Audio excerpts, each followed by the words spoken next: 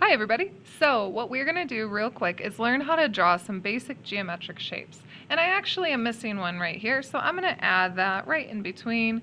We're going to also look at how to draw a pretty convincing sphere. Now in order to draw a sphere, you can start by simply drawing a circle. You can use a circular shape or a compass to do that, or a circular shape from your compass in order to accomplish this perfect circle.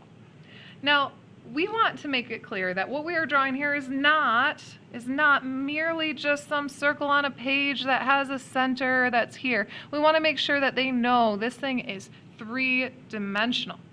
So what we're going to do is we're going to add some depth to it. I'm going to draw in its radius first, just because I know I'm going to want this radius ultimately. And then what I'm going to do is I'm going to add like a curved line that comes across. And it gets to its broadest point, kind of like coming around that center and coming around this way. Now keep in mind, I am not an artist, so I'm sorry that these lines are not going to be perfect. The next thing I'm going to do is I'm going to do a dotted line along the back, again curving it so that we get that three-dimensional impression in the shape. And that creates a sphere. Our next shape is a cone, and if I want to draw a cone, keep in mind that what you're going to have is some sort of base, and it can be anything, building up to a specific point. Now for my base, I'm going to draw a cone kind of like what we have as a traffic cone, where we have a circular base. And in order to get the impression that this is circular, I'm actually going to draw an oval rather than a specific circle. And that just kind of like lets me know that I'm not looking at this directly on, kind of like this circle here. The next thing I'm going to do is I'm going to put a vertex, or the point I'm building towards, somewhere above, beside, or below. Now if you put it directly above or below the center, what you're doing is you're creating a right cone. If you wanted it to be oblique, which we learned about in the lesson, you can drop the point here or here, anything like that.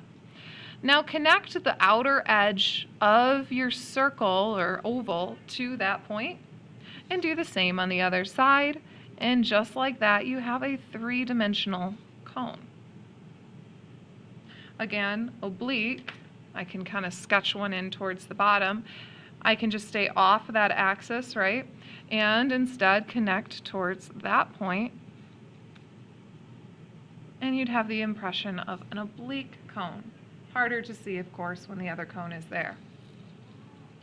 Our next figure, a pyramid, is a specific form of cone, and for that form you do need a base that is a polygon. So I'm going to just do a basic base that is going to be, let's go with a quadrilateral. Now you can make any sort of shape, doesn't matter what you pick, just make sure those lines are nice and neat. The next thing is, again, deciding where do I want that vertex, because the pyramid is going to build to one point. Again, if I go over the center of the base, I am forming a right pyramid. If I go off to the sides, I am forming an oblique pyramid. So here I'm going to do straight lines connecting each vertex of the base, these points here, to that vertex of the full pyramid.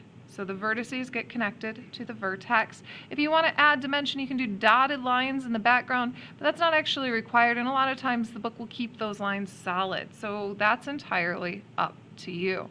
And just like that, you have yourself a pyramid with a vertex and a lovely little base. Moving really rapidly on to cylinder. Now when you're doing a cylinder, I'm going to do this one similarly to the cone in that I'm going to just pick a circular base. But remember, any prism would fit under cylinder, so you can really do anything that you want here for your base. What I start with is I start with that base, and I can decide whether this is going to be right or oblique right now. What I'm going to do is I'm going to do a right one, and so I'm going to take a 90-degree angle and draw that from my base, the outer edge.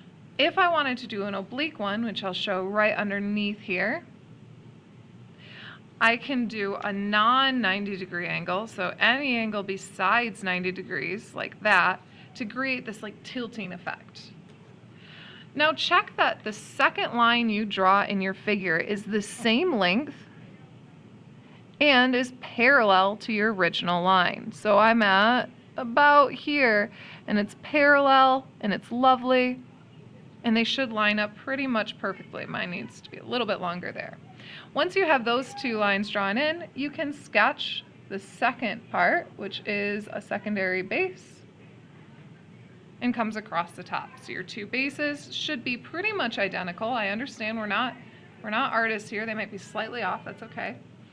And your sides should be parallel to each other. So here, if I'm doing it with this figure, I'm going to watch my distance carefully. I'm going to go to the outer edge. I'm going to keep it parallel just by sliding it very evenly over and ensuring that those are the same length or really, really close.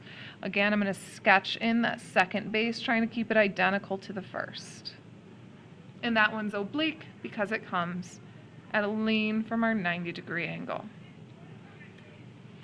Last but not least, we have prisms. How do I draw a prism? Well, it's just like a cylinder, only this is a specific type that has some sort of polygon as its base. And I'm going to do let's go with a hexagon. So I've got a hexagon for a base.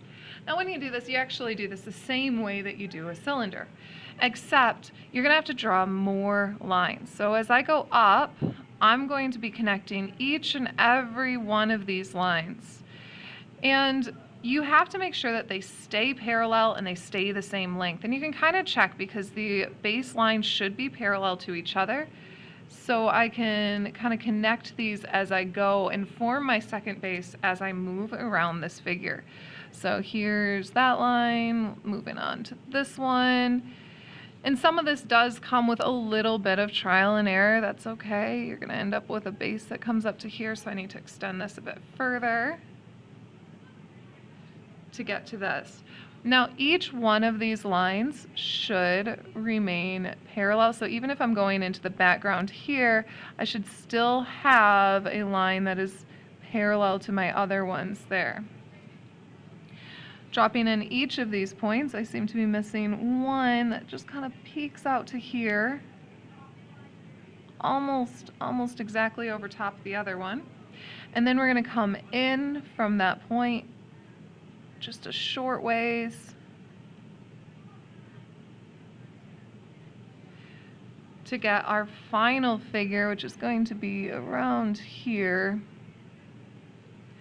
Mine got slightly distorted. I'm sorry for that. That's what I get for doing my videos during noon at school, right? So we end up with this as our final figure. And your bases are here and here with lateral edges. That's what these lines are that you drew in. Those are our lateral edges. They connect each face of the base or each of these sides that are not the base to form the figure. And if we're talking about the sides of this figure that are not the base, again, those are lateral faces. And if you wanted to talk about every single lateral face here, that's the collection of them is called the surface. It's everything but the bases. So they would form here a series of rectangles where you'll have as many rectangles as you'll have sides of the original figure. So that's approximately what we're going to be doing. Hope that helps for some quick drawing tips, and I hope you all have a wonderful weekend.